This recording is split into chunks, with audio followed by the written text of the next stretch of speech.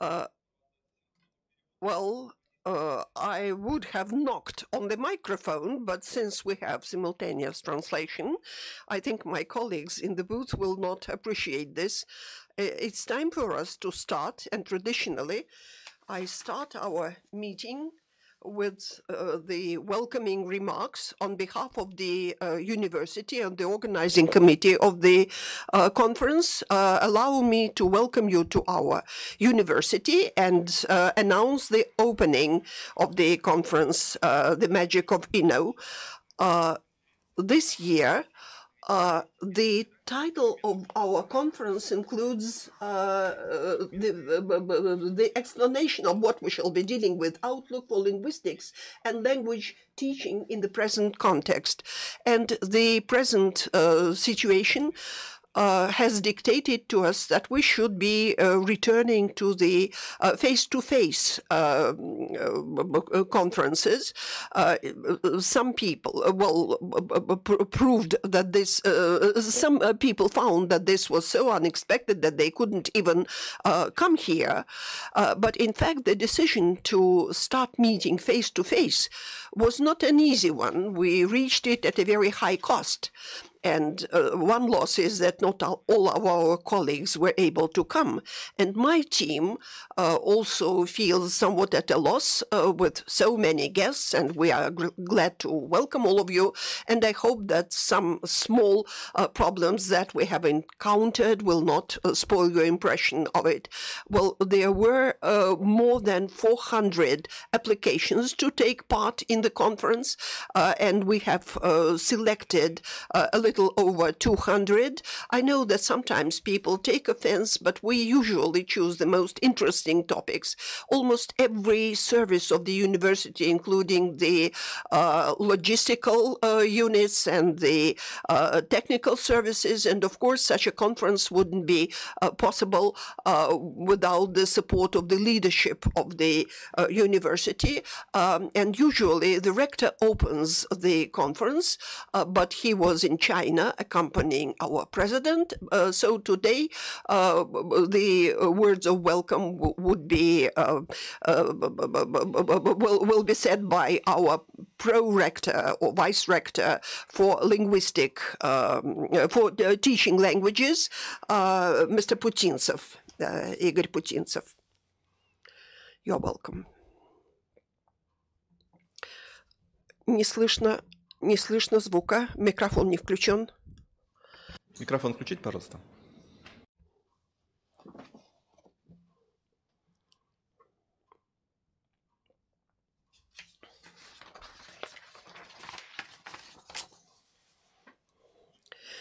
Dear colleagues, dear friends, according to the long-established tradition, our conference usually is opened by the rector of MGIMO, academician Anatoly Tarkunov of the Russian Academy of Sciences.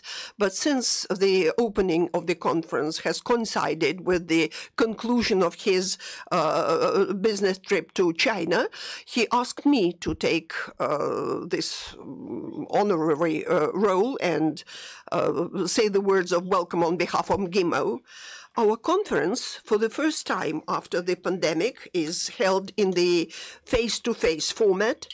And I think that after the pandemic years, many of us have realized how important face-to-face communication is, how valuable contacts are, direct contact between students and teachers, mentors, people, when you can talk looking the other person in the eye.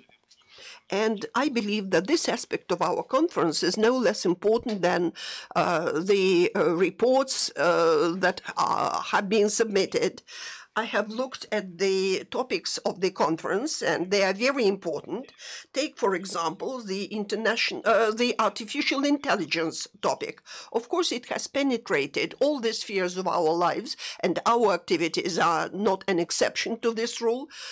We are now going through another part of the spiral of the scientific and technological revolution. We seem to have already implemented some of the innovations, but we don't have time to relax because technologies are making headway very quickly, and the methodology is also accompanying them very quickly. At least they have this potential.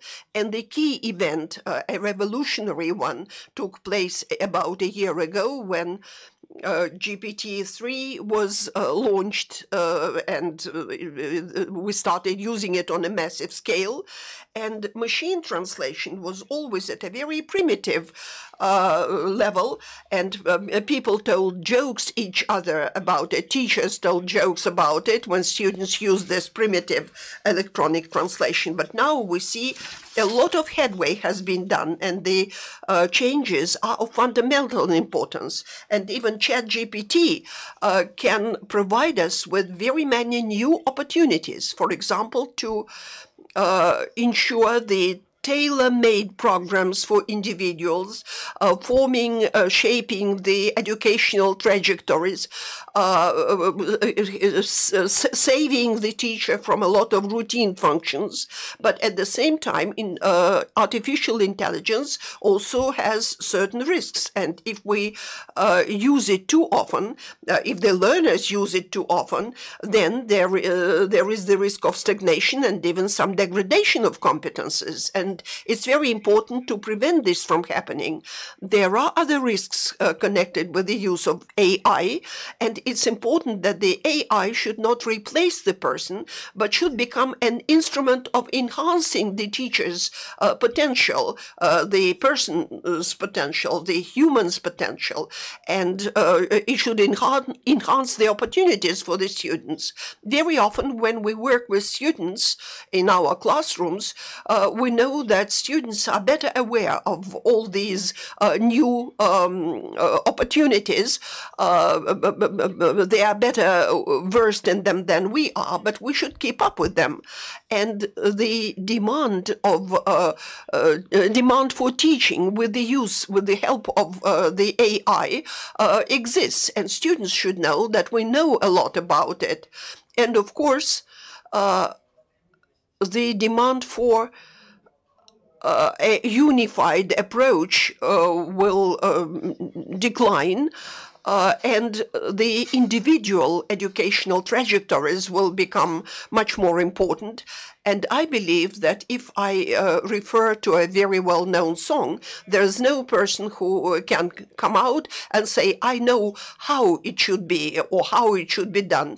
I'm afraid that now, so far, no one knows how it should be done, because the new technologies only started developing very recently, and we should not be driving certain campaigns, organizing campaigns of how to do that, but organize scholarly discussions, discussing everything in detail, analyzing all the pros and contras, all the risks and opportunities that these new technologies provide us with. And, of course, we should be introducing them into the educational process. But, of course, besides the artificial intelligence, everyone is well aware of the turbulence in the international situation in the world. But we are not discussing the turbulence as such, but we are discussing how this affects the teaching process, the process of teaching languages. Of course, in the new conditions, the demand for the Oriental languages is growing. For example, in MGIMO, we are teaching 54 languages. We have opened 2 new languages, the Khmer language and the Burmese. We have expanded the groups of learning and teaching, of course, Turkish, Arabic, Chinese. We see that there is a growing demand for these languages as a third language. Well, 2 languages are obligatory, and The third one can be chosen by the student himself, and the role of Oriental languages is growing. But that does not mean the diminishing role, the diminishing of the role of the Western languages, especially English. English is a lingua franca in many professional activities, and a real expert in international relations will only be a good expert if he or she knows at least two languages. One of them is English. We see, for example, that when we are interacting with the Oriental countries, where there is a language of promoting the importance and the sphere of using the national language, we see that in many spheres they are extensively using English in science, in sports diplomacy, in education, in trade, and so on. Now we have a new sphere of activity, not simply healthcare sphere or medical sphere, but vaccines, and even vaccine diplomacy has come into use. And all the terms existed in the English language, and well, when something was necessary in the international spheres, it was necessary to do something, the English language came to the rescue. And of course, languages, not only of the European countries, which now are described as non-friendly countries, or it would be more precise to say countries with non-friendly governments. But French is used in very many countries of Africa. The Spanish language is used in all of Latin America, and we don't see any decline in demand for Spanish language.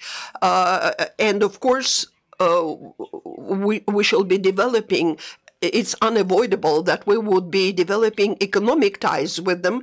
This is what happened even at the new twist of the Cold War, when Reagan said that we were the empire of evil, but at the same time the gas pipelines were being opened, which connected Uzhhorod with Germany.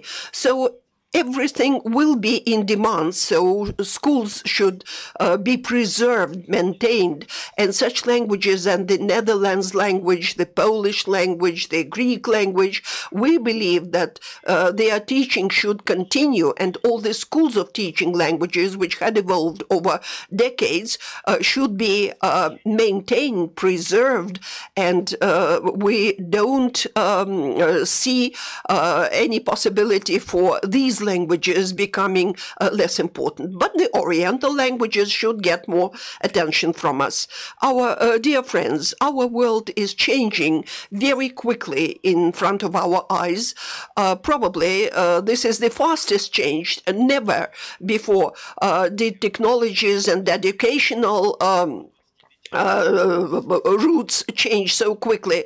It was enough to study at university and then to work through all your life. But now we speak not about education for life, but education and being educated throughout life, throughout one's life. We should be learning new things all the time. We should be changing. And what does a change mean? It means innovation. And it's not for nothing that we have INNO as part of the name of this conference for many years. And I would like to wish you good discussions, a good exchange of opinion, and communication, including informal one. Thank you, Igor Sergeyevich. The Department of English #1 is part of the Department of International Relations. Actually, the schools, the department which the whole MGIMO started with. And now the dean of this school is going to address you, Mr. Sushentsov. Dear Dmitry Alexandrovich, dear Dmitry Sergeyevich, it's great pleasure for me to take part in the opening of your conference. This year is a jubilee year, an anniversary year. 10 years ago, the first conference, The Magic of Innovation, took place. And Today, again, teachers from all over our country come here to discuss the pressing issues, the interesting issues, to discuss how to teach foreign languages. This is an jubilee year for our institute too, because by a decree of the the Council of People's Commissars, the decree was signed as and the 13th faculty of MGIMO Moscow University was established, which later evolved into MGIMO. And our institute, and I'm quoting from the document, to train qualified personnel for different government institutions, first and foremost for the Ministry of Foreign Affairs, to launch at Moscow University a Department of International Relations. It was planned to train people not only for the ministry but for the mass media and for different services which had to do with international relations. Over the long years of its life, the faculty or the School of International Relations has covered a long path. And the first intake included 200 students. Not everyone graduated, but it was a heroic intake. There were 5 heroes of the Soviet Union. It was 1943. They were people who had been wounded in the war, who had taken part in the Great Patriotic War. Now we take in, many students every year, and a lot has changed in at our faculty, but a very important permanent feature remains, and this is a fundamental training of every student, of every graduate later, in foreign languages. We were preparing a document summing up what we have already done at our faculty, and the words foreign language could be found on every page of the document. I was once asked why the International Relations Department, International Relations School, continues to be so important, like in the Soviet years, when it was understandable the profession of a diplomat made it possible for people to go to different countries, so it made the profession a privileged one. But why is it so important now? Why does it remain so important? Many students with the best results in the final unified examination apply to this university. And when I was thinking over how I could respond to it, I said the following: our university continues to give access to the governing elite, so to speak. But this route is one of the most difficult ones and one of the most bumpy ones, because it means that you actually have to work for 4 or 6 years, work hard, almost as minors do, and learning 2 or 3 foreign languages, and some of the students usually, some of our students even ask for a possibility to learn a 4th language, and I usually talk to them individually to see how they will be able to manage it. And of course it means a lot of work. You have to be able to organize yourself, to work conscientiously every day, and to be able to encompass everything, all these special subjects, to acquire the expertise, to be able to organize yourself well. And when after 4 or 6 years our students graduate, many can not only organize themselves but also organize the environment around them, and that means that there is a great demand for them in further life. Our language departments were trailblazers in many respects, and over the years they have shaped unique schools of teaching foreign languages. Not every country can boast it. our School of Foreign Relations now has a research program, and we compare the training of diplomats in over 20 countries of the world. We study the curricula, the correlation between different subjects, history, international relations, languages, whether they have produced their own manuals, whether they have their own schools of teaching foreign languages.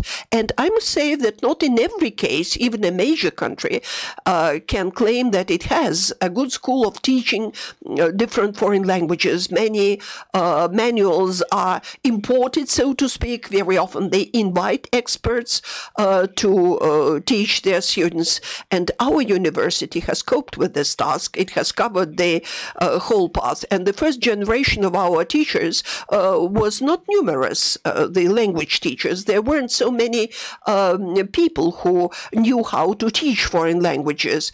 And in teaching French, English, German, there were some traditions rooted in the pre-war years. Many other languages had to go through the school of through the work of creating such a school of teaching Oriental languages.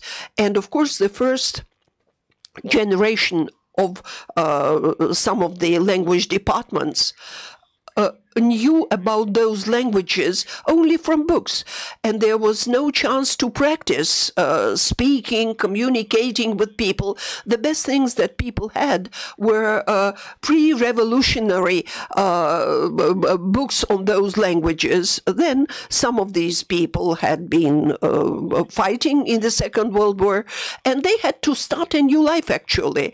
And then we stopped the practice of teaching, of dividing language teaching into different isolated spheres, phonetics, grammar, and so on.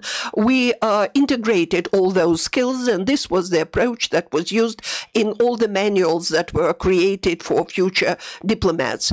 This is where we started teaching, reading newspapers and teaching translation of political texts. Our students started studying at the laboratories of oral speech.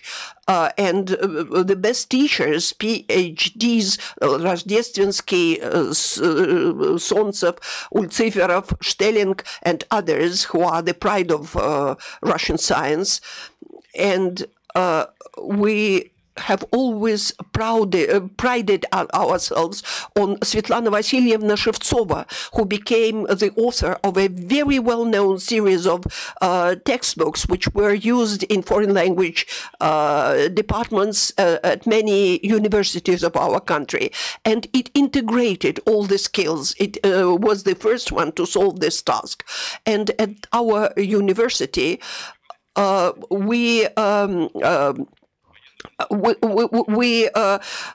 invited, well, when there was a merger between different universities, people who used to teach the future experts in trade in Oriental languages. We welcomed them, and we started working together. And by organizing conferences like yours, we are exchanging ideas on the most important issues of language teaching, and I would like to wish you fruitful work. Thank you for your attention. Спасибо, Андрей Андреевич. Thank you, Andrey Andreevich. Now, we are moving towards the substantive part. One small remark. Besides being a member of the committee, I am the chief of the department of over 100 faculty, members of faculty. Let me remind you about our agenda for today. Immediately after the opening ceremony, we will have a short break, and we will move over to the substantive session, substantive plenary session, followed by master classes. You have the program, you have the premises to go to. If you are lost, just find a person with a badge conference team and ask him for directions. I will be very grateful to the leaders of seminars to respect the time limits. We must abide by time limits, otherwise we will miss our lunch. And that's a bad thing, because there won't be anything left to eat, or we will be condemned to standing in lines. After lunch, in the afternoon, we will have sections and a book fair in the atrium.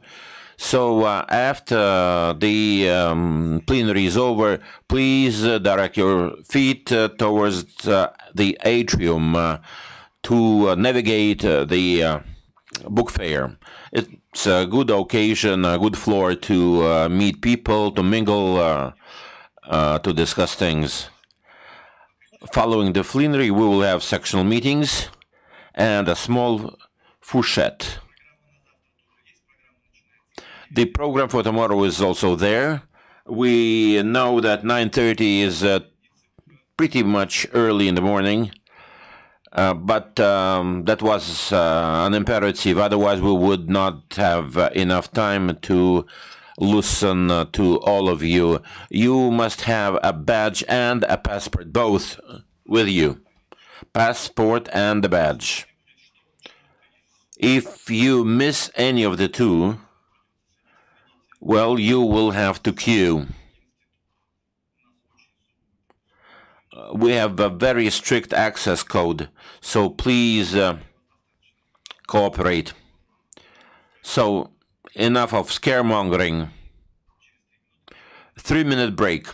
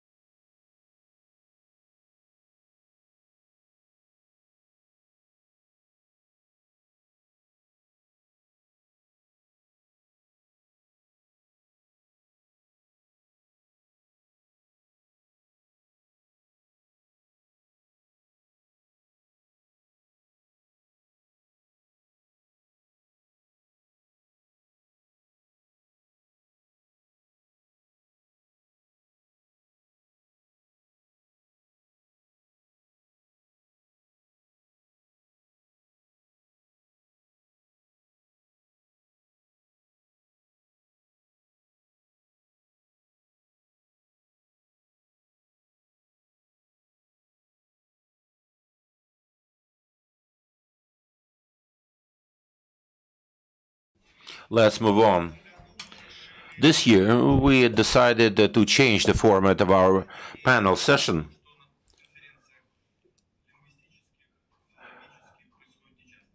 This is an unusual thing to do at conferences of this type dedicated to linguistics. So the idea of the panel discussion is very simple. We want to give you an opportunity to speak out, to ask questions, and to get things clarified. Today, we will begin by the introduction of our experts. Elena Vasilievna Andriyenko, head of the laboratory of Information and Technological Education, Novosibirsk State Pedagogical University. Next is a very well-known person, Maria Vladimirovna Verbitskaya, professor, head of the laboratory for the Russian language, literature, and foreign languages of the Federal Institute of Pedagogical Measurements, member of the Commission for the Unified State Examination. Andrey Valeryevich Grobovoy, PhD Linguistics, Dean of the Department of Machine-Assisted Translation. Andrey Valeryevich, you are the person of the day. Please get ready for a barrage of questions. Now, we will begin with short comments by our experts, followed by questions from the floor. Please use microphones. It is crucial to get proper interpretation. So feel free to ask any question you wish. We will begin. Well, we all represent universities. The main figure is the student, the first-year student. Now, many universities admit students based on the results of Unified State Examination. Now, this is all common knowledge. This is the main criteria. Most universities use this criteria only. Some use combined approaches. By the way, one of them is MGIMO University. We use a combination of criteria. So we will start our discussion with the USE, Unified State Examination. I will reveal no secret if I tell you that at the time when USE was instituted officially in 2009, however, the experiments began way back in 2002, 2003 in selected regions. And in 2009, it was expanded to nationwide practice. So the examination has a long history.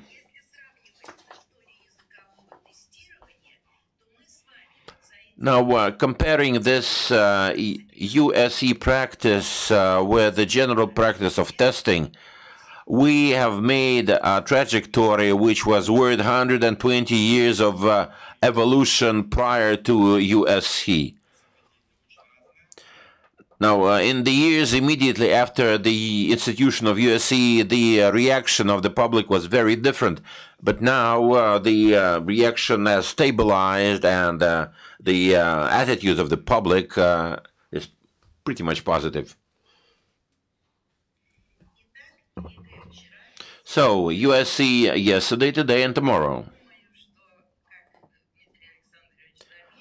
As Dmitry Alexandrovich noted, the initial reaction towards USE was very different, very critical and skeptical. In many ways, it is the case today as well. However, professionals do understand the internal logic of the USE. They understand that this is the matrix for evaluation of knowledge. I would say the vector from assessment to evaluation, from assessment to evaluation, from internal to a combination of internal and external evaluation.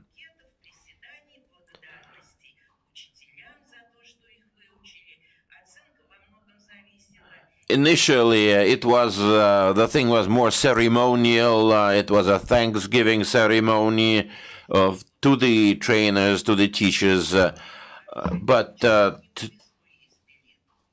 well, it was in many ways subjective.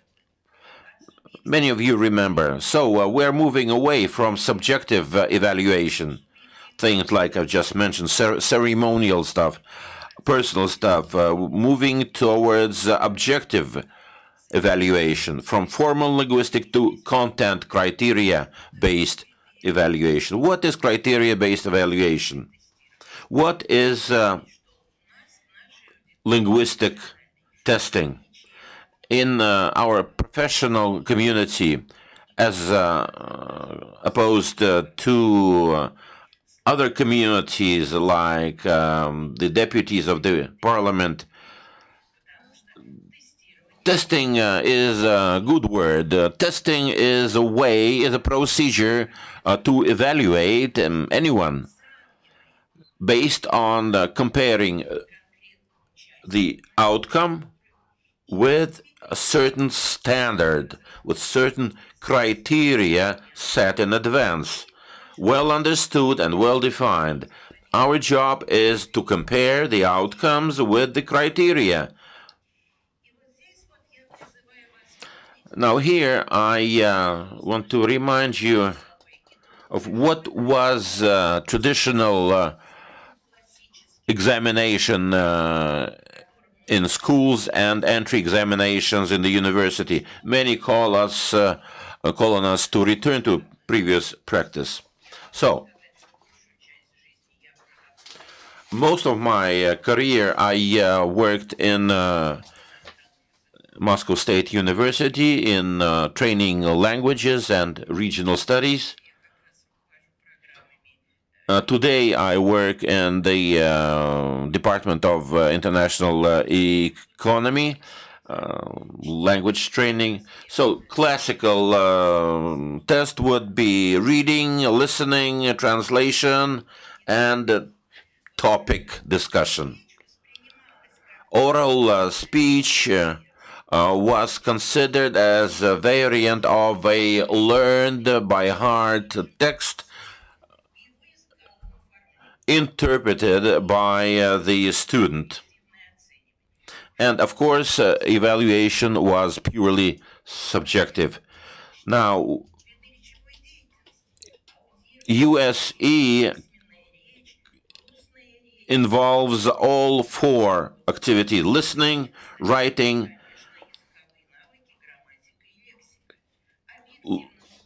vocabulary, communicative skills.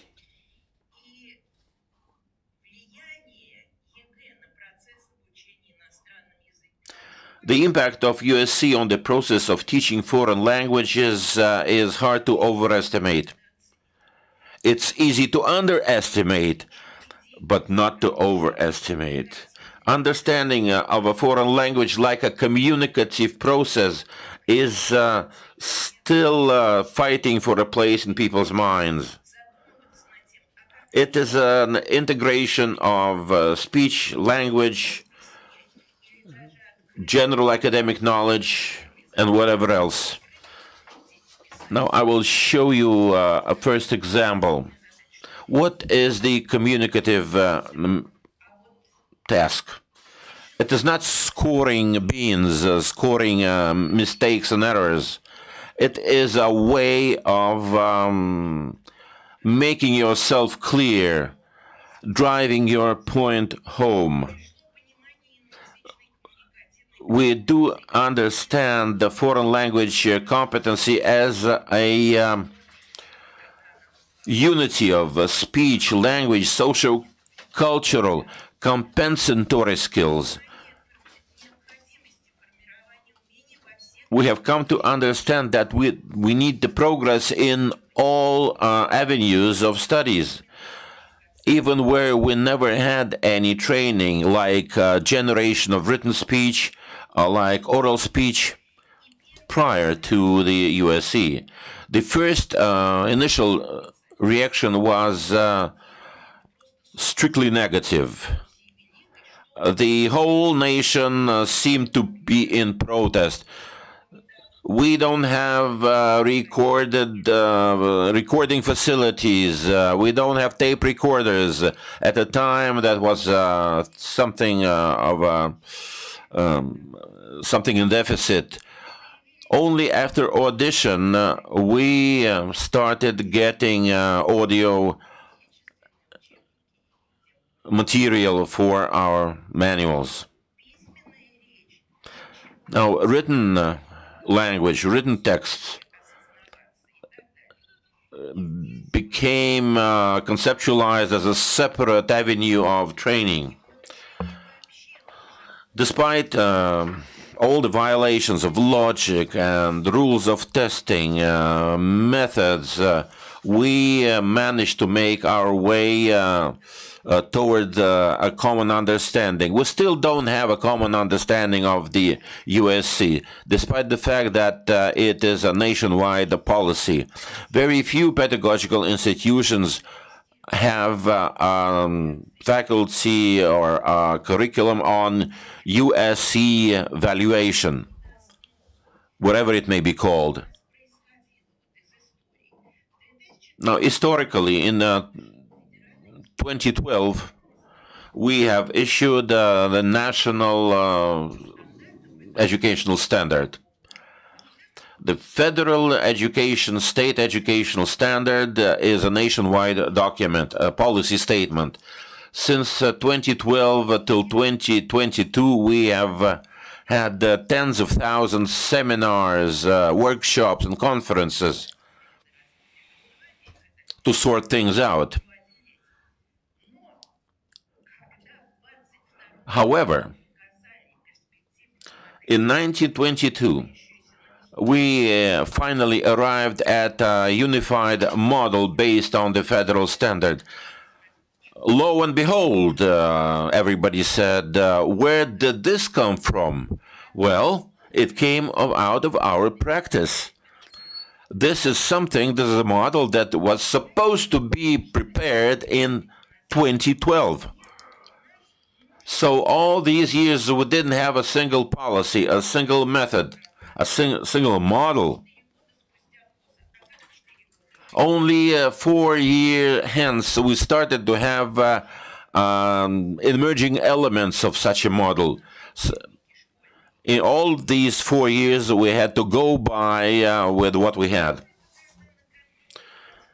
And only when we finally put our act together, when we conceptualized all elements of the state standard, the school understood or came to the understanding that reading tables, using tables, and describing tables was a work that had to be done way back in 2012. Well, the usual excuse was, I don't understand a damn thing in those tables. I am a trainer of a language. I am not a mathematician. In the standards of 2012, we only started to drive this point home into the minds of the professional community. In 2022, we have issued a new version of the USE. They are based on the 2012 standards, but enhanced across the board. We abandoned subject matter approaches and moved towards integrated approach.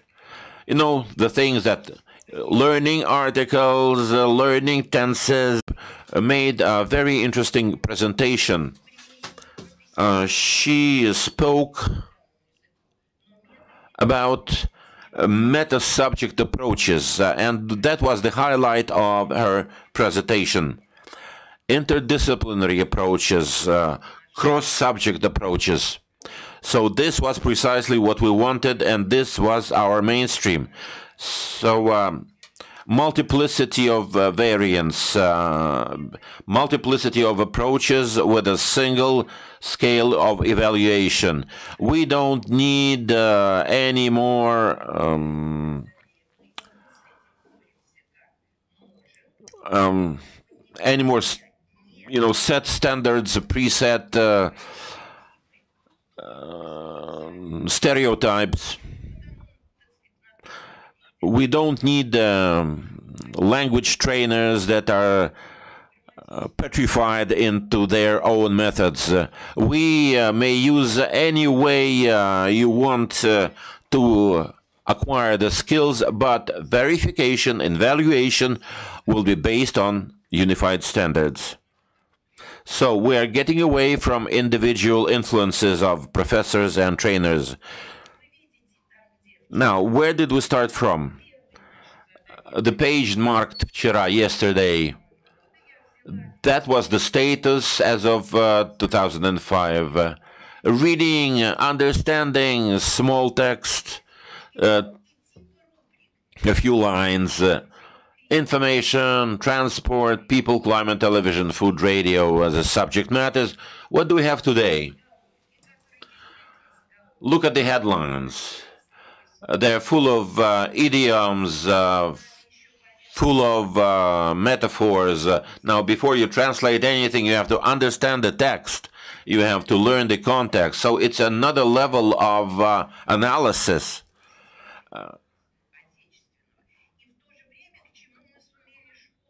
So on the left, you have a matrix where we stood yesterday, figuratively speaking, and on the left side, you have a matrix today. He said, yes, very simple, very primitive, no storyline, no subject, just fill in the blank spaces, and that's about it. Now we have the strict criteria of the text selection. There must be a context, there must be a storyline, there must be internal logic. Another one, written text. On the left, writing on postcard. When I attended the school, I learned Romance languages. We never had training in writing texts. We had a very poor understanding of the difference between oral and written text. Now today, look at the right side of the page, even at the basic level. What a difference. Even for the beginners. First, a letter to a friend in an electronic form. It is full of questions. Now you have to know how to pose a question, and you have to know what to ask. So the assignment itself is very elegant and very internally substantiated. Now, school today is full of standards. Let's talk about the Unified State Examination. First and foremost, it's a set of basic documents. And for some reason, the normative documents only arrive at schools only when the examination of the 11th or the 8th year have to be prepared for.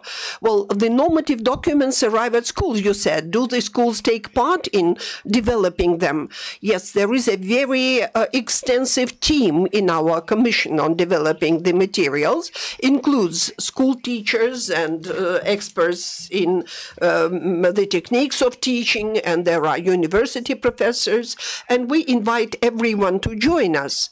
And the unified state exam includes a versatile group of people. If I ask someone to raise your hands of who had to do with the examination, well, of course, here we have university teachers here, higher education teachers, but through teaching experts, I think we improved the level of teachers at school, showing to them what the modern approaches are. And of course, we rely on the major laws of the language functioning, which is a good linguistic basic. And there are authentic communication situations. If we are listening to something, they are dialogues which you can hear in real life. It's not the sonnets of Shakespeare or short stories by Mark Twain. But we sometimes like at our university the short stories by Mark Twain, and we even like Goldsworthy, love Goldsworthy. I'm finishing. At the level of school and at the level of the university, college, what do we need? Criteria-based, content-conscious, subjective and objective, which integrates all the skills and differentiates them. And now, in order to show that the unified examination is not simply something done with the help of mathematics, we are not alien to poetry. And here you see, Hamlet's monologue, and you can see how we built our content into it. To say we end the heartache and the 1,000 natural shocks that entrance examination brings to an examinee. 'Tis a consummation devoutly to be wished. Спасибо. The lecturer read part of Hamlet's monologue, but the monologue was changed and started with the words to test or not to test. That is the question. And it ended with the aim to be devoutedly desired. Okay, well, now I suggest that we start our short discussion. Please use the microphone. Thank you very much. I was listening to you with such interest that I decided to take part in it. Take part in what? In taking the examination? We always invite experts, and I invite everyone.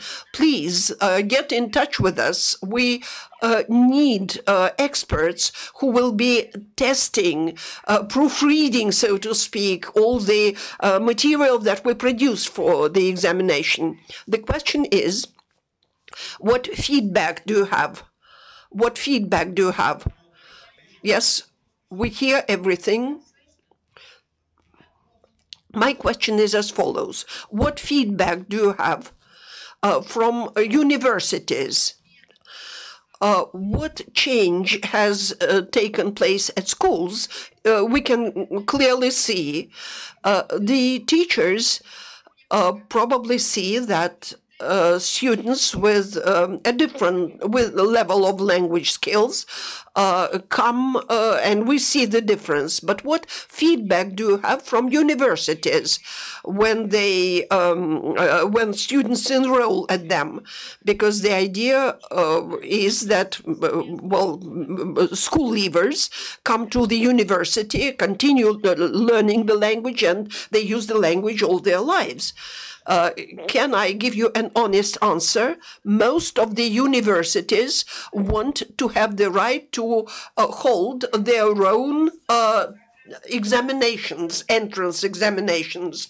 I wanted to say that we at the Higher School of Economics don't have such an examination, such an entrance exam. But at Moscow University, at MGIMO, there are entrance exams in the language because the university wants to see what the applicant is worth. But giving up the unified examination at schools and simply organizing an entrance exam would not do. Just imagine every university would have to work out all the material necessary for testing different knowledge, different aspects of knowledge, audio materials, materials for writing, and so on. Is it possible to organize the marking of all the papers by 3 experts at a university? No, I don't think so. But we have now put an end to the so-called USA tourism, when people went to different regions because they thought that they would get a better score there. There is a region which does not test its, which does not mark the papers its students write, because other regions do it. Cross-checking of cross-marking of the papers. We very often don't know what region the papers are from. So on the one hand, we are training experts better, and on the other hand, we do our best to exclude all the subjective motives. They are still there because there is a different level of training among the experts, among the teachers. Unfortunately, there are very many talented people who start as teachers at school, as experts, but then they start doing private teaching. Well, this is, I would like to ask a question about entrance exams. Well, we know that very often there is a different level of the exam that students can choose, either advanced level mathematics or basic level of mathematics. Well, we at MGIMO don't feel that the skills which have been tested are not sufficient for us, because we have a very limited number of contact hours, 6 hours a week. But the students want to use to be able to use the language in their future profession. We need more skills to be tested at the unified examination. Thank you very much for your question, because I can answer it by saying what we are very much concerned about. We cannot make the requirements higher, because there is an advanced level curriculum in the educational standard, and we must abide by it. We cannot divide it into different levels, basic and advanced. In mathematics, the examination is obligatory, but our examination is not taken by many school leavers if they are not planning to enter universities where language is an important part of their profession. So we changed the system of assessment. We downgraded the score, which making them primary, and then we had the test requirements, and we had 26 basic ones, which were later transferred to the professional ones. Why did we do it? In order for you, the Moscow University, MGIMO, we made it to enable you to make your choice better, to facilitate your choice. Because when the average level is 90% and higher, everyone receives them and that's it. But we need to differentiate, we need the rating, and that's why certain tasks started to be valued lower. We give a lesser score for them, but the more complicated tasks were awarded higher scores, and there was a wave of protest. They said to us, "You have stolen the score from our children." Well, I think that this is almost unavoidable. At least that will always be the initial reaction, that of negation of the innovation.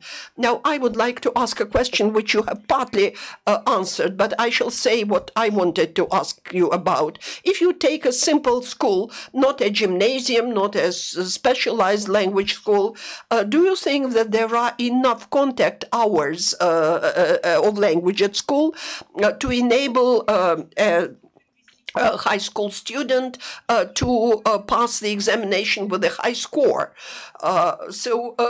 The examination was introduced to make education more accessible. So do you think the school leavers have such a chance? Read the standards, the federal educational standards. They say that the basic skills are for general education, for giving the person a certain background, and the profile examination at an advanced level makes it possible for the prospective school leaver to continue this as his future profession. And that means that if a school leaver, prospective school leaver, is going to take up a certain profession, to enter a certain university or take up a certain profession, he must, for the past 2 years, study the language more in depth. And there are enough resources on the internet to make it possible for such a high school student to prepare for a more difficult examination. And of course, not everything is done by the teachers. A lot still depends on the high school student. And of course, the basic level of 22 levels would be a piece of cake for such a student. And no doubt the student will get the 30 points score, which are necessary for entering a language university. And we don't like a pedagogical university. Well, we don't like it, but the people from the pedagogical university later come to us here at MGIMO, and we don't like it. The ministry actually established that in good pedagogical teacher training universities, there is competition at the admission stage. So at the best universities, they can select the best students. In your presentation, you use the words subjective and objective assessment. And I would like to ask you a question about the following. When I talk to many experts, they usually say that when they are reading these papers for 10 hours, for 10 successive hours, they already start feeling that they don't understand much what they are reading. Are you planning to use some automated processes for this purpose?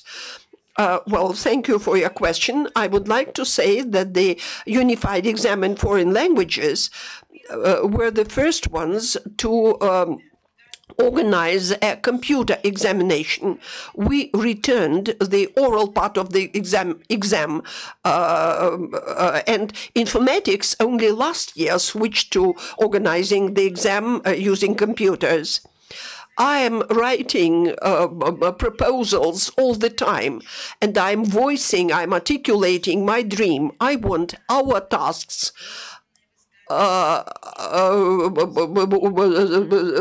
statements which have to be made in writing on a certain subject on the basis of a graph or chart should first be checked by the computer, and if the level is high, at least if it approaches at least B2 level, then it can be marked and assessed by a human person, by a human expert.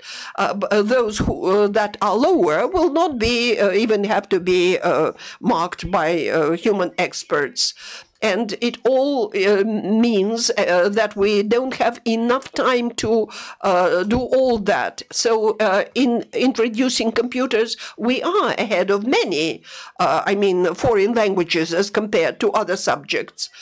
But the technological base is not so far sufficient.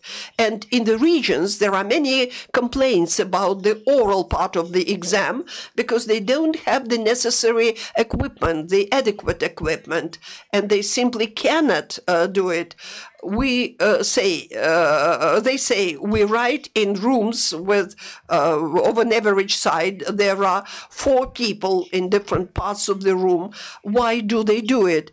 Because they don't have the extension to use a computer individually. We are overcoming gradually, but we can't do everything. And we are the developers. We are responsible for the material that we prepare for the exam. We are training the experts, but it's not all in our hands. Well, we have to do one thing at least. We have to speed up our work. Is there any information about how many school leavers choose the foreign language as an exam they want to take in percentage points? And is there any information about the results? And how can you assess the dynamics of results and of how many they choose since, when it started? Usually about 10% of school leavers choose a foreign language. The teaching of the basics of government are chosen by very many because many universities require that students should have a record of how they pass this examination. Not too many students require that students should know foreign languages at the entrance, and fewer people are studying German, Spanish and French. Our position is that we should be teaching as many languages as possible. We are teaching Chinese and we have this standard. It is also something that I am responsible for. I'm responsible for 5 years. Igor Sergeyevich said that you teach 54 languages at this university. So I think that, of course, there are experts on Chinese, but we usually seek to unify the requirements that the students should meet as they leave school. Of course, the Chinese language is very different in many respects, but anyway, we are making progress. It's not easy because you don't have to know Lao Tzu and Chinese traditional fables, but you should be able to communicate in real life. Well, I have not a question, but a remark, and I would like to wish her health and every success in what she is doing. Thank you very much, colleagues. I would like to understand, I would like to you to understand me correctly. It's very easy to write to us, FIPI dot RU. We every year we publish an analytical report, and it contains all the information, all the statistics.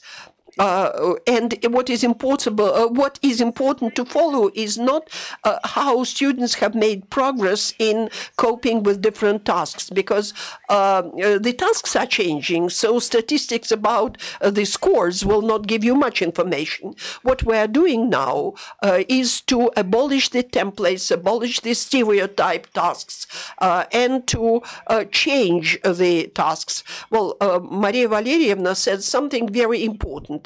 at schools, especially at the initial stage, there were very many problems with the technical organization, with the technology, with the equipment. And of course, it's not something that can be easily done. But on the other hand, all kinds of digital technologies are being introduced. We have concepts on how an information society should be created. And now I should like to introduce a new subject, the digitalization of education, and not so much the digitalization itself, but what impact it has on everything, on how it influences the communication between the teacher and the student in our educational community. You have the floor, Yelena Evgenievna. I made a long way here from Novosibirsk. I am not a researcher in philology. I'm not a trainer of foreign languages. I'm the dean of the Department of Pedagogical Studies in the Mathematical and Information Institute. This is our digital environment. However, we'll look at the language that we used to write, to think with, as a system of signs. Every person owns knowledge of many symbolic languages. There are different symbolic systems. Every science that one has knowledge of is a combination of science, biology, mathematics, whatever else. They're all made up of signs. And even our written language and our thought language, mental language, are two different systems. Now, we now understand that before we say a word, we must translate one sign into another, one set of signs into another set of signs. So digitalization is a way translation. Digitalization of education is the mainstream today across the world, across all levels of education. However, digitalization as a methodology, a universal methodology, faces huge challenges. Some of them have been mentioned here today. First of all, it's the hardware. Even added reaction, enhanced reaction, virtual reaction needs high technology hardware. These are not only curricular and software. This is computers, screens, whatever. Now, we do have some amount of hardware. We have technological parks. A technological park is a combination of certain hardware that enables you to open a laboratory of artificial intelligence, a laboratory of robotics, or something else. But you need an ecosystem. Now, if we don't have an ecosystem in education as yet, we still face a challenge of having one. Enhanced reality is one step forward. Robotics is another step forward. Today, we face a challenge of implementing projects that are integrated, interdisciplinary. Now, it is not enough to know a foreign language, to know physics or any other science. They are all interconnected. They must be interconnected. Now, today, I had a dialogue with a colleague at the doorstep, and I was telling a story about one of my students of magistrate studies. He lives in Moscow. He is a candidate. He is a PhD in medicine. I was asking him, why do you need this magistrate studies? you have a profession. He said, I want to be a trainer, a teacher, and I need professional training in being an educator. I have knowledge in physics. He has several inventions, patented inventions in medicine, but we don't have trainers that would be competent in both sciences and educator. Now, I want to recall the PISA program. We don't participate anymore. Why our students never excelled? Where was the problem? The problem was in interdisciplinary interface. First, they were wondering what does the problem relate to?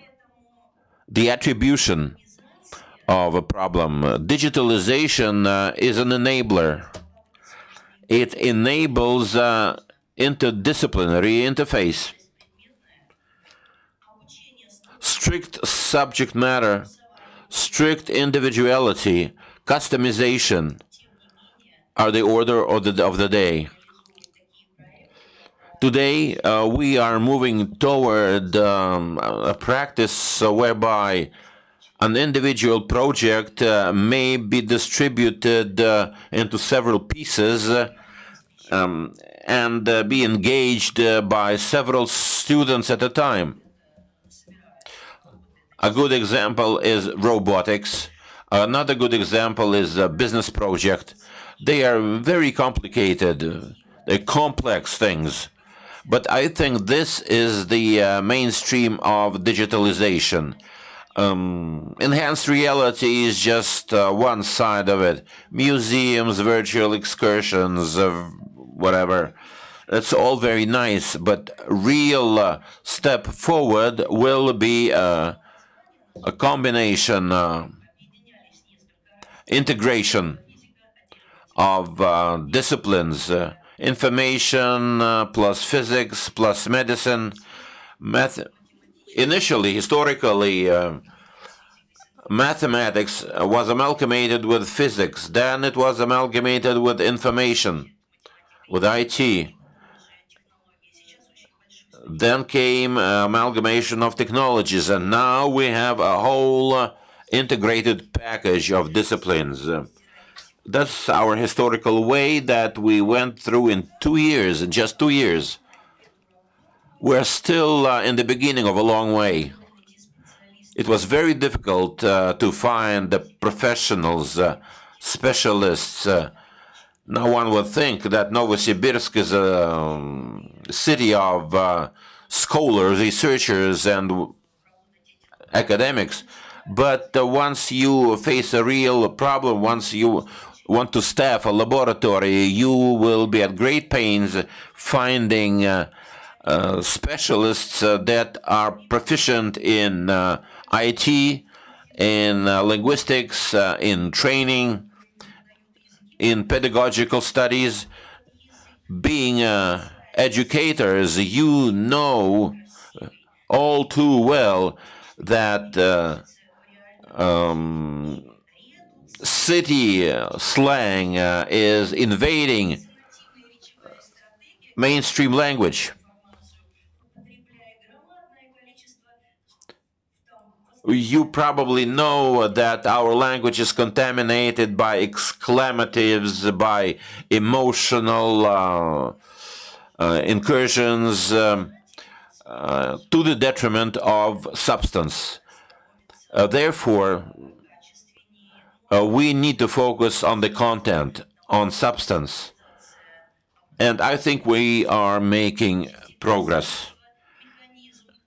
Education should be viewed as an instrument to improve and enhance substantive part of the message of communication.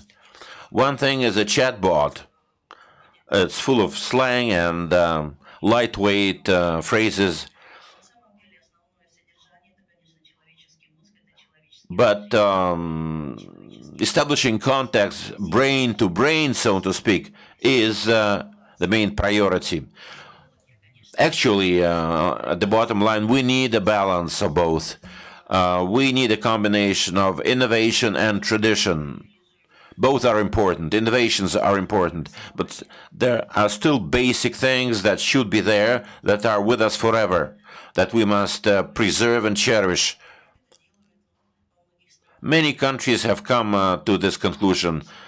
This is the basics of culture, of our civilization, and we will continue drafting new tests and cherish our classical literature. Thank you. Now a question. Our country and many others have suffered a spike in digitalization during the COVID.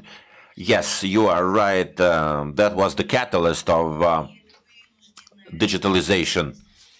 COVID was just another kickstart to the process, a kickstart of a massive digitalization.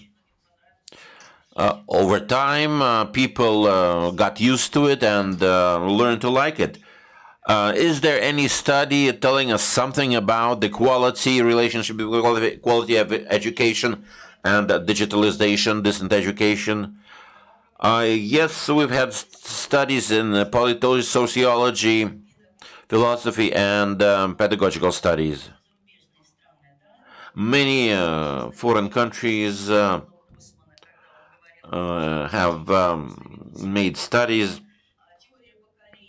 The theory of generations of Hoff and Strauss, which is based on the conflict of generations because they share different values and they have different speeds following changes. Now, Moscow was the stage of several studies of digitalization and education quality. However, I would be in great troubles quoting definitive outcome, establishing a correlation between remote education and quality of education. The role model, breakdown of communication, face-to-face contact, these are all things that are real. The first thing we see is the breakdown of communication, but we don't know what to make out of it. One of our priorities is to teach young people in communicating with one another. But technologies are a drag on your efforts, aren't they? Yes, of course, everyone today has a mobile phone, a gadget. Mobile education is pretty illegal. Well, except the premises of the school. In 2022, the government issued a decree banning mobile education in schools. But in practice, it is very difficult to dissociate a child from a gadget, or even a grown-up from a gadget. Everyone has a mobile telephone, a gadget, a computer, a laptop, whatever. So it's part of our DNA, it's part of our civilization already.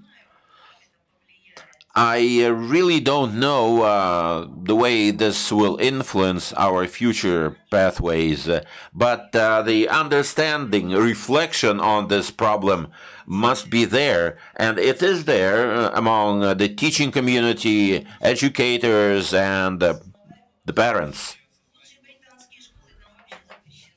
All British schools completely ban even having a gadget in your pocket.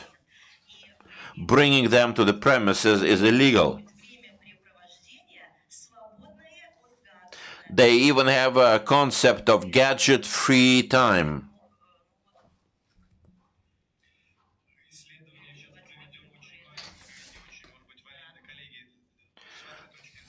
Colleagues, what you say? Digitalization in education is an asset? Please raise your hands who think it's an asset. Who doesn't think it is an asset? It's a drag. I would say it's a plus and a minus at once. Questions? Microphone, please. Kuklinari Nginedna, Dean of Information Technologies.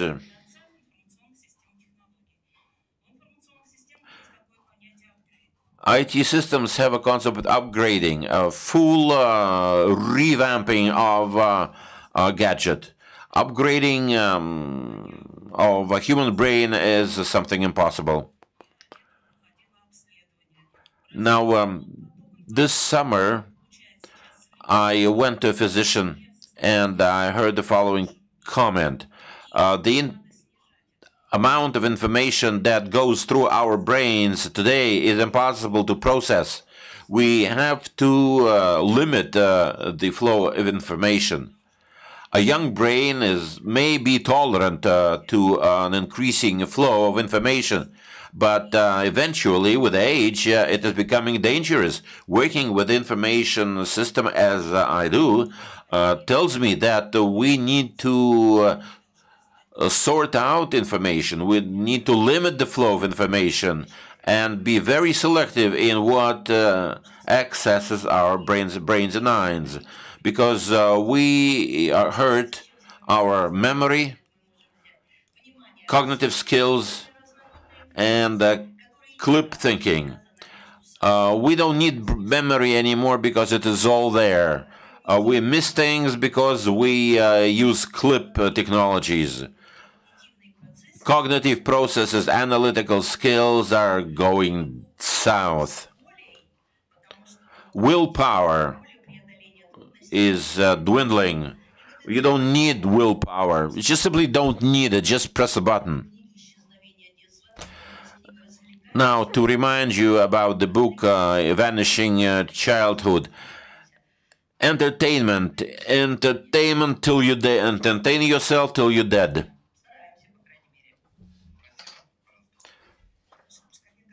Skapenko Tatiana Mikhailovna, Kaliningrad, Kant University. Now, university IT technologies is skyrocketing. Now, two challenges arise. Control is number one. Challenge number one. We have to control translation. We know that DeepL is a good translation engine.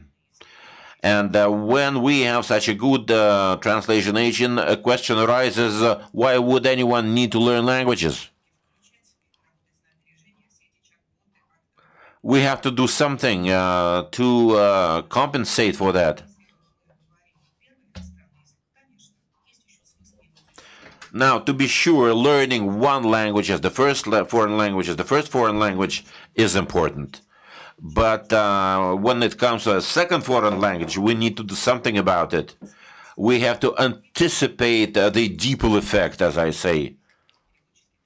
First, you have to learn to translate yourself personally, and only later you use engines like DeepL. Otherwise, you're bound to lose motivation, you're bound to lose skills, and whatever. I completely agree with you. And I want to draw your attention to the following fact. Gamification and digitalization is so attractive to young brains, to young people. They can barely resist it. They love it. Now, one young man was writing a thesis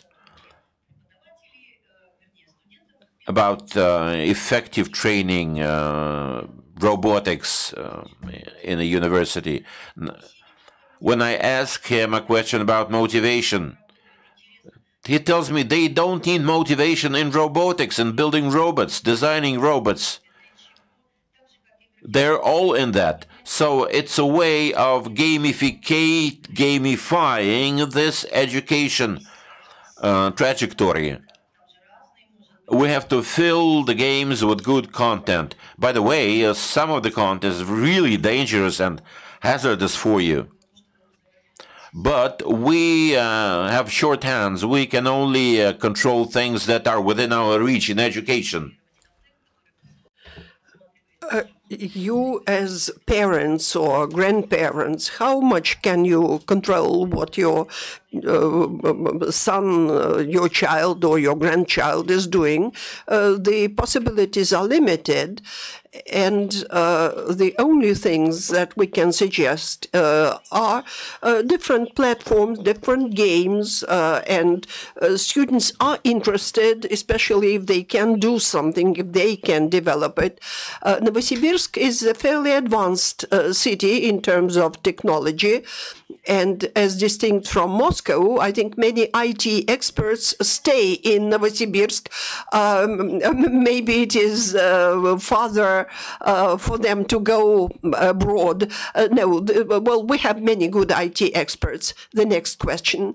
Over the past few weeks, I have been monitoring information about the anxiety of German teachers about the lower quality of reading skills at schools as a factor which impacts the cognitive mechanisms and understanding of future university applicants. My question is as follows. Do we have any research which either confirm or reject the old traditional methods, how they influence the modern high school children, high school students and future applicants, which can we say what the mechanisms are for improving the level of training that we offer by combining the old traditional and the new computerized technologies. I'm sure there are some authors. I won't be able to give you the name now of the person who wrote about it. You simply have to look for this information and you will find it. Over the past few years, there have been a number of theses presented. We have, well, many scholars in Novosibirsk and Barnaul, and there are many people working on these topics. As for reading, besides what you have said, recall what Finland was discussing. In 2006, the Finnish high school students were getting the first places in all the international competitions, but later the level dropped very much. And when they started investigating why it happened, there were 10 reasons they identified: migration and greater groups of school children. And one of very important factors was the loss of interest in reading. Because when you read something on the internet, psychologically, you take it differently, and that is one thing, and interest in reading books fell down. And the last question, is there someone who would like to ask the last question? Moment, please. I'm sorry. Возьмите, пожалуйста, наушники, если нужны, перевод. Нет. Hi.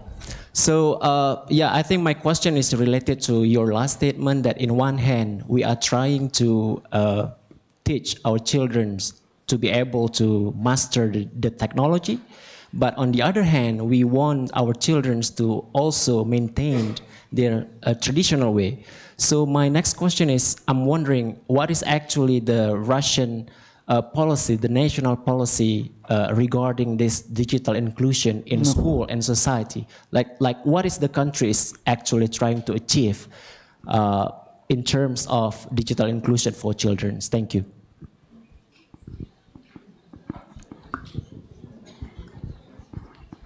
Ну, вы знаете, политика России. You know, Russian national policy is quite harmonious in this respect. On the one hand, of course, there are digital technologies and digitalization, but even if we look at the normative documents of Russian education, over the past 5 years alone, you can see a lot of normative documents that discuss technologies, and regions and funding programs, the orders which are placed, and so on. On the other hand, national traditions, ethnic traditions, that is the cultural traditions and support for the cultural traditions of the Russian Federation. Russia is a multi-ethnic country. And everywhere, in every city, you will find people belonging to different ethnic groups. And the balance of ethnic groups, Russian, Tatar, Ukrainian, German, these ethnic groups and their traditions are felt in the overall culture of the country. And it does exist. As for schools and universities, every university is international, and we see many students from different nationalities, from different ethnic groups. In Novosibirsk, at the university, we have about 13,000 students, with about 1,000 of them are foreigners, and of course we have a lot of students from China, about 500 students, and the Chinese are saying to us the concept of the friendship of peoples against the concept of the melting pot. Well, this concept has been preserved, the friendship between different peoples. And of course, digitalization also is supported. Thank you very much, Elena Vasilyevna. Now, we were to discuss the issues of artificial intelligence, but unfortunately, our lecturer has written that she has a fever of 40%, and we said that she shouldn't join us even in Zoom. She should take care of her health, but we are not going to be left without artificial intelligence. I have already said that we selected very many applications for the conference, and all of them are checked by plagiarism. And this system helps us identify what the colleagues have picked up from somebody else, or what they have picked up from their previous papers. But this year, there were at least 3 annotations generated by artificial intelligence. And the system of anti-plagiarism now shows it. And the excerpts, the fragments generated by artificial intelligence, we found it very funny, we enjoyed it. And the question arises, do scholars have any life left after such an engine of generation has already come into our life? Could you please show the slides? Good afternoon, colleagues. Today I'm going to present a somewhat short report. I shall show some interesting examples of text generation by artificial intelligence, but I would like to say how the art of writing articles in the scholarly community has changed with AI advances. I would like to start my presentation with saying that machine generation is not something absolutely new. In the early 2000s, there were some generative patterns, and in 2008, I believe, there was a publication of a text in some journal which was completely AI generated, and there was a question of how could it have happened. Then, in the 2010s, the situation became more advanced, and the texts were generated which were very much like the ones generated by people, but at the end of last year, the situation changed fundamentally, because earlier people were doing it on their individual computers, but at the end of 2022, we have GPT engines on in different systems, Yandex and others, and now they are accessible to everyone. But I would like to note that they they generate high quality texts in terms of the likeness, similarity of this text to that which can be generated by people. But it cannot tell the user anything new about any area. Now let us talk about what ChatGPT is. It is actually an algorithm, the aim of which is to generate a text which is as much similar to the text which a human could have written. And the task is not to give a correct answer or the best answer, but to generate a text which is similar to the one which could have been produced by a student. For example, like a student who is not very good at his studies. That is the main task. And what is the result? People start writing graduation papers, scientific articles, solve mathematical puzzles and tasks, generate advertising slogans, because you don't have to monitor the honesty, the integrity of those slogans, and also the original code programming, so as to eliminate a situation when IT experts can remain without jobs. What problems have arisen? Generated texts can produce a lot of problems. And the question which is very important is who is responsible for the text which has been generated by this algorithm? The person who generates the text using this algorithm, or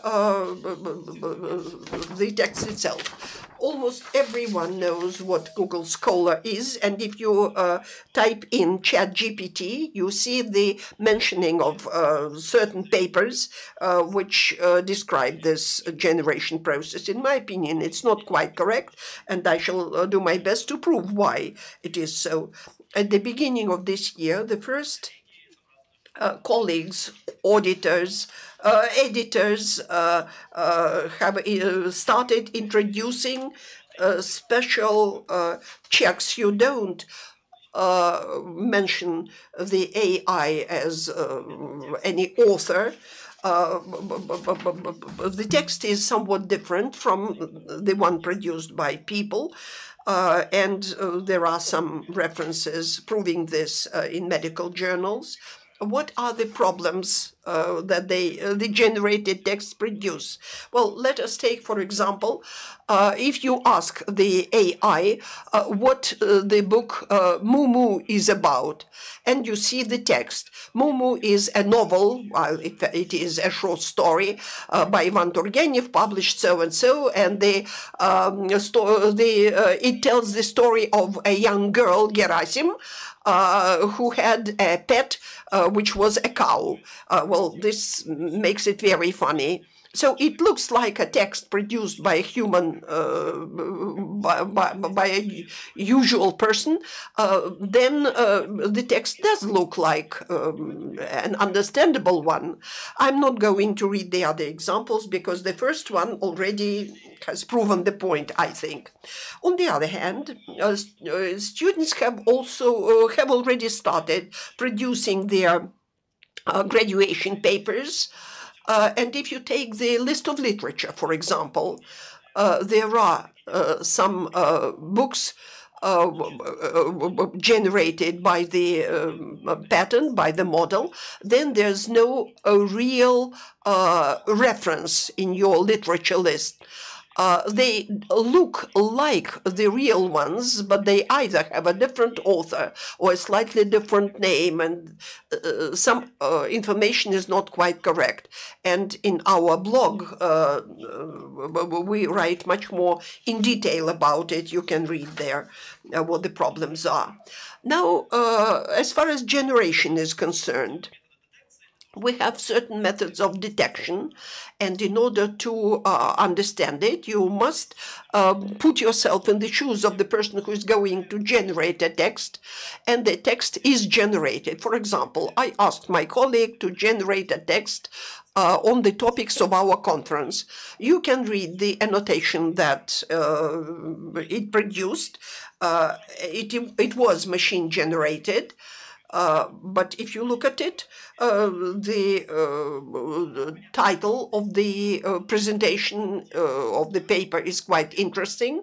Well, it looks like a text produced by a human. It is quite nice. And even the keywords have been chosen quite correctly. As for the article itself, I show the preview of the pages that it generated. The only thing that I didn't like was that there was a very short list of literature, which is not much for a scientific paper, only 5 sources, but it was quite well done. That is, there was an introduction, there were some experimental data, and so on. And it proved how you can use modern personnel and modern methods in training people. And there was a slogan that we're speaking that it's not good to generate a text as a whole, but we're doing it for the purposes of studying the problem. If you want to find a criminal, you have to, so to speak, put yourself in the shoes of this criminal. And when students submit papers written by AI, it is not good. No, it is not good. They are not criminals, but it's not good. I agree with the person who asked the question.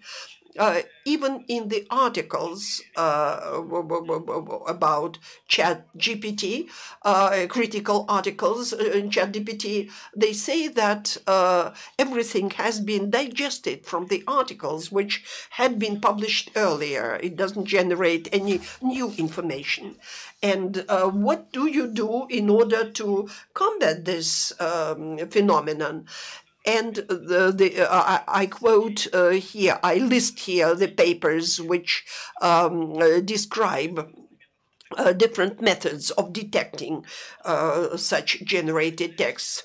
I'm not going to say how you go about it. Suppose we have already identified that a certain passage has been generated by a machine. Well, to begin with, you can simply do nothing. The second thing you can do is to ban using machine generation in scholarly workers. Probably it shouldn't be done because it can help scholars. So what is important, in my opinion, is that we should manage the use of machine generated texts. For example, if you use some pictures, then there can be some generation or the description of your method. Why not use it? And of course, in some normative documents, which so far don't exist, it should be defined how ethical or unethical machine generation is. And you should also decide who will be responsible for the text which has been produced with machine generation. You cannot put the blame, you cannot make the people who made it possible, that is, those who created this technology, or the person who gave the machine the task of generating it. Well, when we identify certain which part of the text is machine generated, you have to have the samples of what a certain person did, and then we can say whether it was the person or the machine that generated it.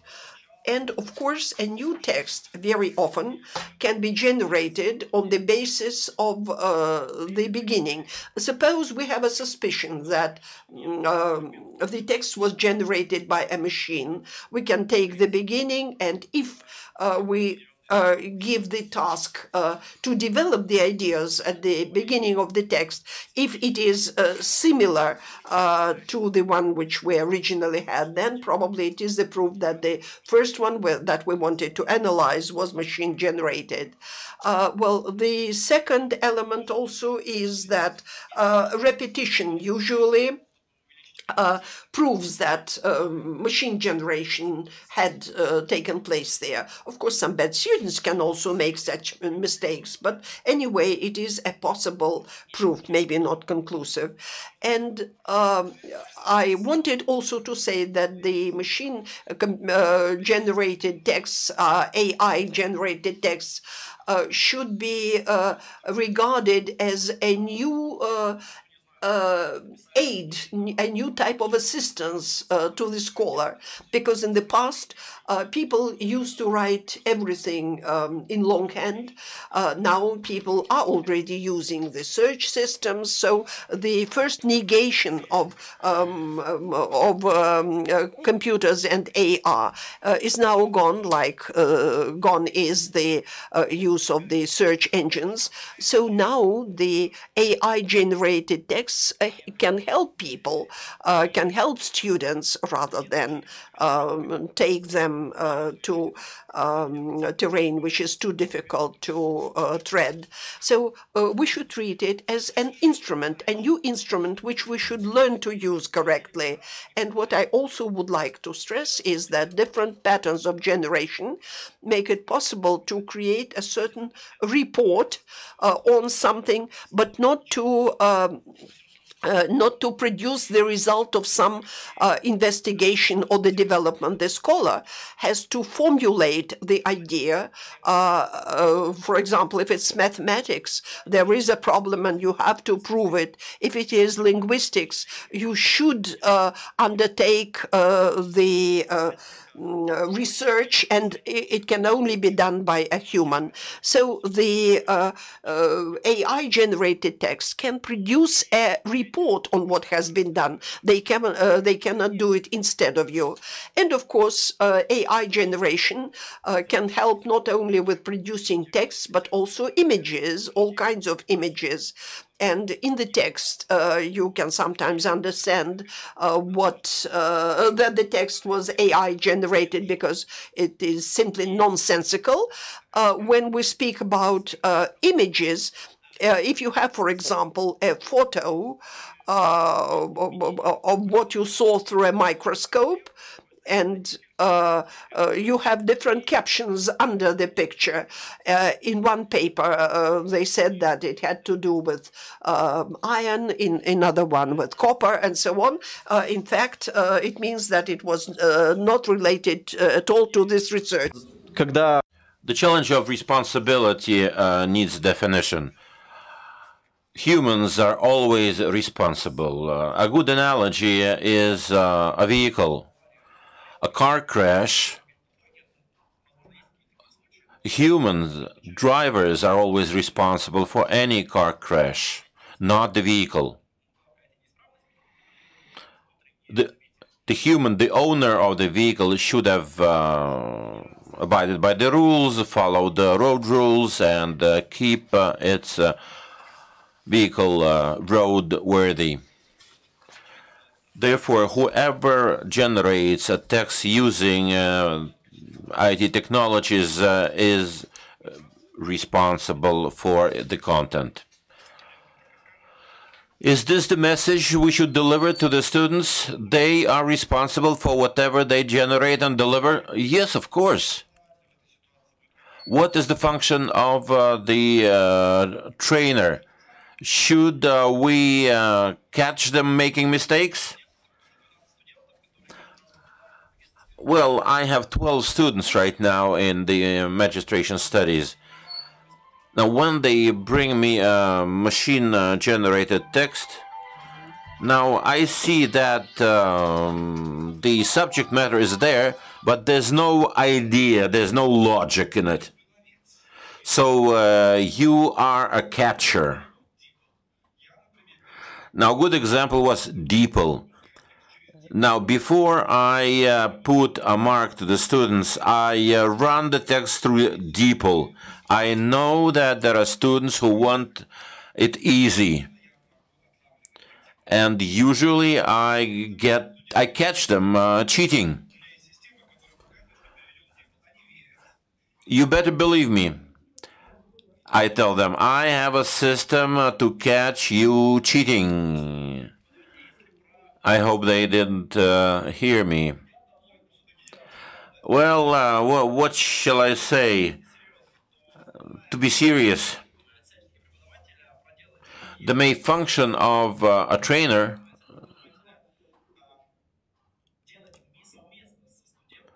is to make a common effort, join forces, do it together. Now, if I do it together with a student, I can be sure that's an authentic thing. Now, if a student brings me a paper 1 week before the deadline, you can bet it's generated text. In this case, the trainer must find an answer to the question, is this authentic or is it not authentic? I think it is an easy task. Of course, there are enablers, engines that help the trainer to find authenticity. Questions?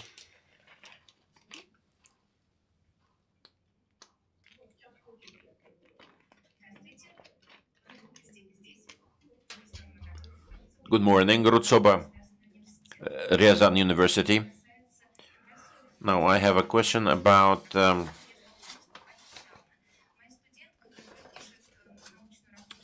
using GChat. I have a student who is writing a paper on using neural networks for generating text. Now, I think the neural net will be the best reference to answer the question. Neural net already has answers. You don't have to think twice, just make a reference to the GPT.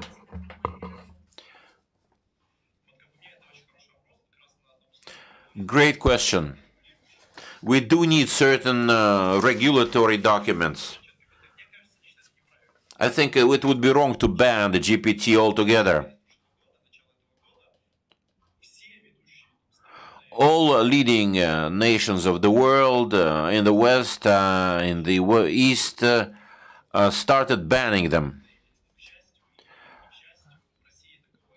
Fortunately for us, we avoided such bad practice. Many countries did. I think it was a wrong policy. Now, I think the regulatory bodies should take up the challenge and find a way to verify students' papers.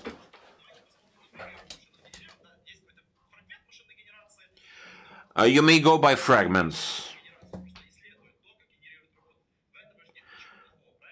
You may go by initial phrases.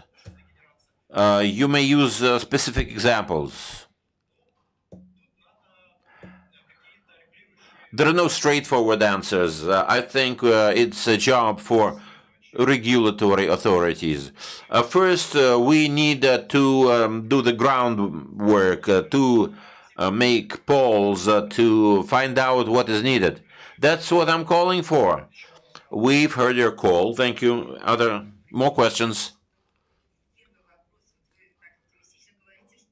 No, you sound very optimistic. You say it's very easy to identify and authenticize texts. In fact, it is a difficult challenge.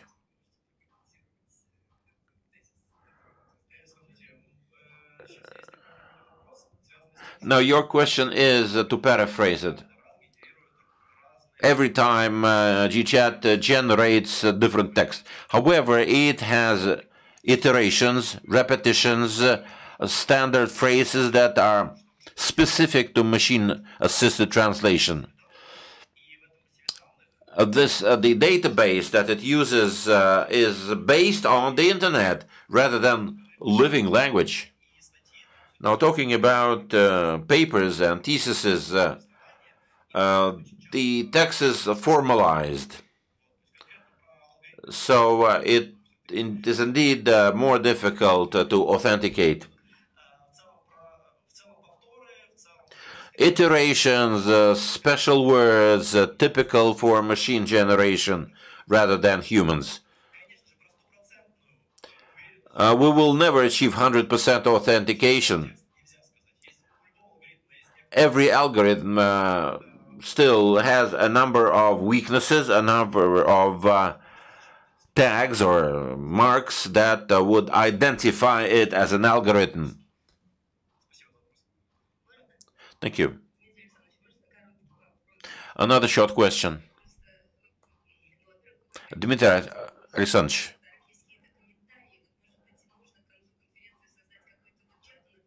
Maybe it would be a good idea to open a chat after the conference to continue the exchanges.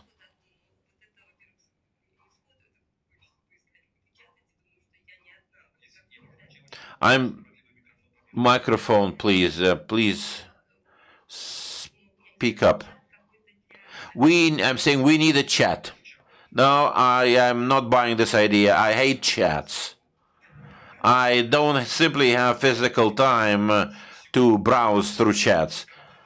Now, if I get a chat every 15 seconds, no thank you. I am ready to go a long way to meet your wishes, but no chats. Please, no chats. Okay, a bank, a platform to exchange ideas. I've jotted down your idea. Kazan Federal University. Andrey Valeryevich, today we focused on machine translation. Previously, it was easy to identify machine translation. Today, there's such a thing as artificial intelligence. Will it make our job more difficult? I believe AI will improve machine-generated text all the way to human quality. Do you think it will be eventually not possible to identify and authentify texts? Artificial intelligence is the wrong word, a misnomer. It doesn't have a mentality. It has no brains. Every time a new model appears online, everyone says, this is the beginning of a new era. This is the beginning of a new epoch in the history of humankind. A few years hence, models keep repeating themselves. They all repeat themselves. They're all based on one and the same principles. The more it is based on the internet, the better is the model, and that's about it.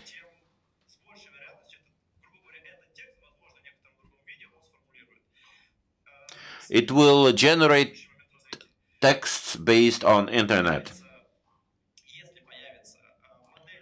When and if we get a model that will have elements of mentality, then of course it's the end of authentication.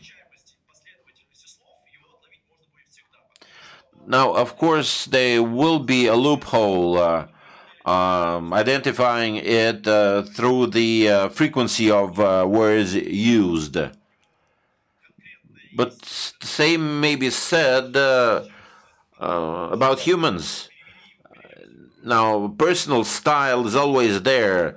favorite words, pet phrases that identify him as Tolstoy and not Shakespeare. Same may be said about any model of art based on artificial intelligence. Colleagues, last question.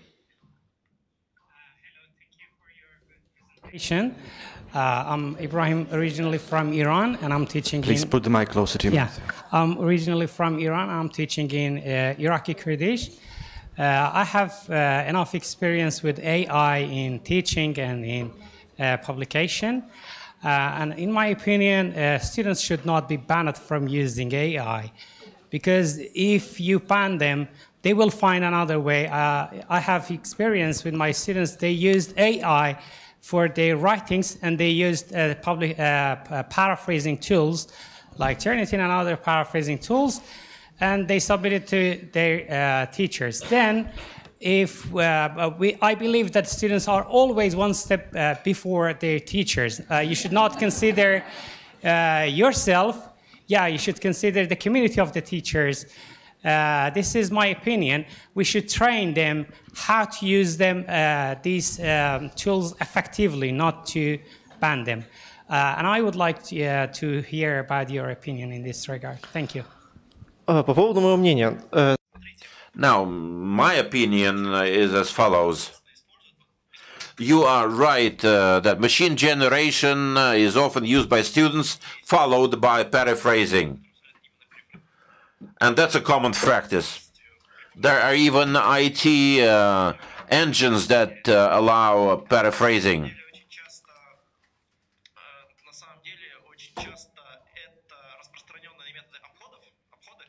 We know so many techniques to conceal machine text.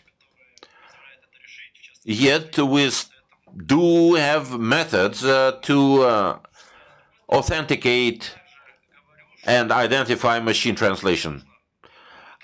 I personally believe that machine-generated texts are needed. We need them. But we need them for a good purpose. This is a proper statement. Machine generation must be there as a tool for researchers, for students, for academicians, but be used properly. It should not be used for cheating. It should not be used in a bad way. They should not use machine-generated text to pass as their own, because machines do not produce knowledge. They do not produce new ideas. Now I see we're moving on to interactive discussion. It is time to disband and move towards discussion rooms. Thank you all for your questions. On to the seminars. The students will navigate you through the hallway.